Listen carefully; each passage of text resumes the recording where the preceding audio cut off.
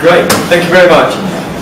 Like the others, thank you very much for David and LME to organising this Hustings, and thanks on behalf of the GMB as well. Honoured to have yourselves here today. Kamaljeet Jandu, I live in Vauxhall, CLP, father of 2 children, live with my partner. I'm a member of the National Policy Forum and also chair of the Socialist Society that's affiliated to the Labour Party at Black, Asian, Minority Ethnic Labour. I'm an economist by education and I actually work for the GMB. What I want to do is address very directly the questions that have been posed by David. If you look at the question around, well, why should we stay in Europe? Well, there's a whole range of reasons. In addition to the reasons that certainly Seb highlighted around the peace that we've all enjoyed in the last 70 odd years in Europe, that's a very good reason for ourselves to stay there. But more than that, there's a whole list of range of reasons that we should remain there. First of all, workers' rights, and I'll come back to that point, how workers' rights have improved lives of people in Britain. But also, we have the opportunity for free trade in Europe, which means that we no longer have quotas or import tax, which reduces costs on imported goods, but also exporting goods to other parts of Europe. The EU also encourages investment into Britain. We have police coordination. 3 odd weeks ago, you may have seen the shots of the police arresting a criminal in Marbella, where he was sunbathing and the police turned up and he tried to jump over the fence.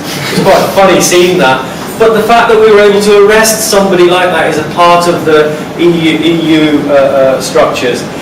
We have European Union structural funds, the Youth Job Scheme Guarantee. In the next 5 years, we're going to have £6 billion worth of euros, which can be used for investment in Britain. So that's something that we need to get access to. We also have the opportunity for influencing in Europe. For example, why cannot we be the leaders in green industries, not just in this country, but as part of the Labour manifesto, to take it to Europe, and the Europe follows our lead.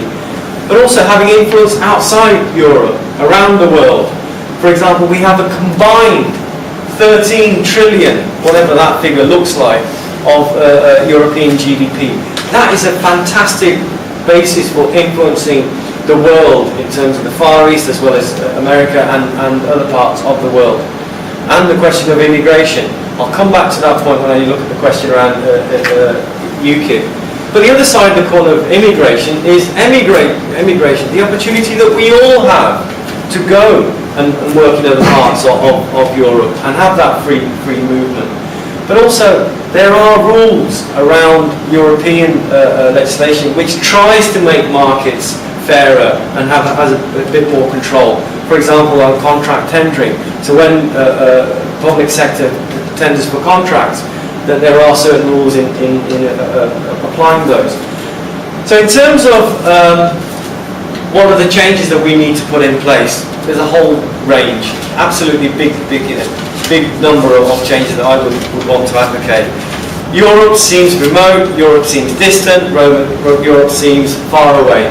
And this is what does come across when you talk to people. You say European Union and they go, yes, they can understand local elections and they can understand general elections, but European elections, it seems so distant. So we need to change the perceptions and some of the fundamentals around Europe. Budget reform, absolutely we need to do that. We need a flexible Europe that allows different countries to integrate into the European Union at different paces. We need to support the euro, whether the euro continues or doesn't continue, but we still need to do that because it has an impact on what we do in this country. But more than that, we need to reorganise the common agricultural policy to use that money, surplus from that, for jobs and investment in people.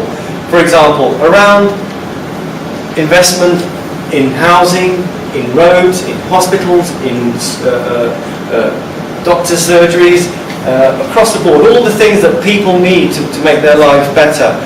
How Tax avoidance, 860 billion we can raise from there. Another 110 billion from financial transaction tax. And that we can use for investment and growth. And finally, the question about UKIP. Listen, we're a nation of immigrants. There's no way around it. I'm sure the majority in this room can trace their heritage to another part of the world at some stage. But when there was assessment around UKIP focus groups, they were asked what they liked about Britain, and the only thing they agreed on was the past. Now the past meant colonial era, but also the past meant when people's children could have access to affordable housing, when their children could have access to jobs and training, when they could have resources that meant that they could have access to the doctor, local doctors. So we need to invest to meet those particular needs. But more than that, the other area that UKIP has gained ground on is around migrants that taking, as they describe, of taking jobs. The issue here is to stop employers exploiting migrants by reducing wages, by reducing conditions of work, and by ignoring health and safety. That has to stop immediately. That's the way to beat UKIP. Vote for me, number 1. Thank you.